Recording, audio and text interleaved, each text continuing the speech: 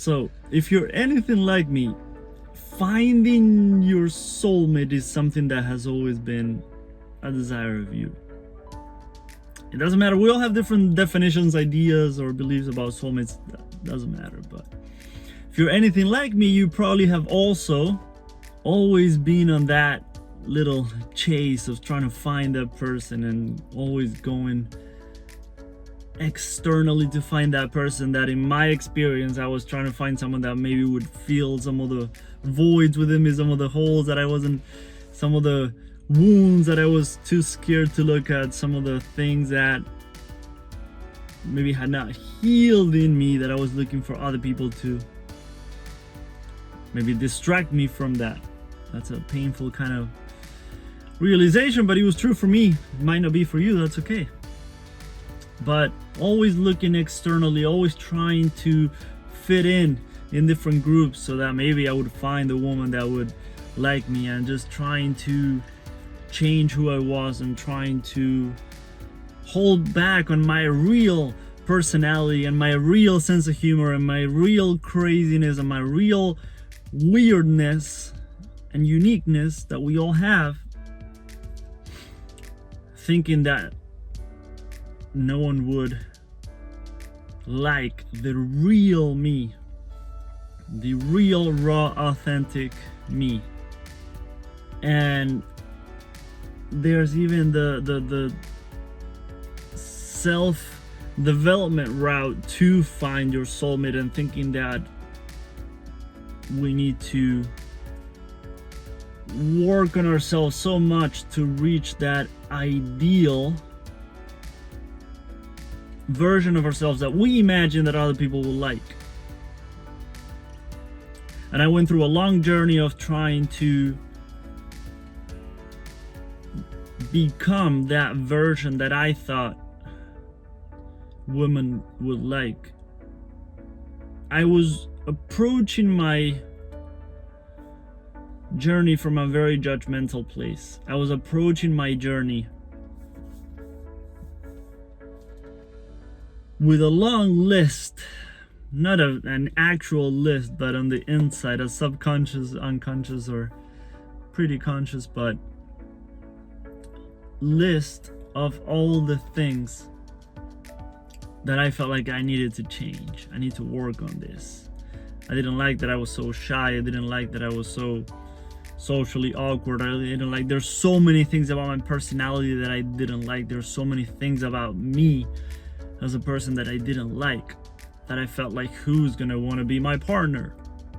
And we approached this self-development journey, this inner work journey, in a very judgmental way. Like we are a little science project, and we're looking under a microscope and trying to figure out, okay, this part I don't really like, we try to cut that off, put something new in. This part I don't really like, cut that off. And of course we all have visions of who we want to become, and of course we came here to become those versions and evolve and grow. But I invite you to consider the possibility of becoming that person, reaching your potential through a journey of self-acceptance, through a path of self-compassion, and through the beautiful path of self-love. That way, we're not looking for that soulmate so that they can love us because we can't. We're not looking for that person so that they can be kind and compassionate to ourselves because we can't. So that I'm not looking for that woman to fill a void within me that I can't fill. So that I'm not looking for that woman to help me feel a way that I want to feel, but I can't on my own. Sometimes we need to face being single. We need to face being by ourselves. We need to face solitude so that those things can come up and be seen and be heard be healed, be held. It's not easy. But I invite you to look at it that way. I want to leave you with an analogy that I came across. That the flower, when the flower blossoms, the bee comes. The flower doesn't go looking for the bee. So yeah, you'll find your bee. You'll find your bee by just concentrate on being the most beautiful flower you can be, and not for that person, but for yourself. Become the most beautiful, and I'm not talking about externally beautiful. Of course, that's part of it, and that's amazing. But become the most internally beautiful flower you've ever met. Make that the goal. And not that with the goal of finding your soulmate. And that's hard, of course. That's hard. Because we always have that little desire in the back of our minds. But when you make yourself your project, yourself your biggest priority, and you do what you love, and you follow your passion, and you take care of yourself, you make self-care a huge priority.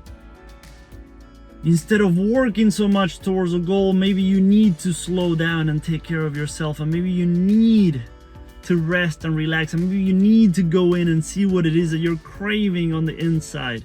Maybe you need to see if, do I feel a sense of purpose, a sense of meaning, a sense of a mission, a vision? Why am I here? What am I even doing in this planet? What am I doing with my life? Am I feeling happy about my path? Am I feeling fulfilled, so that I'm not looking for fulfillment in another person? So I know it's not easy. I know it's not simple. I'm not trying to pretend like I know the answer, or not trying to pretend like I'm perfect or even close to that.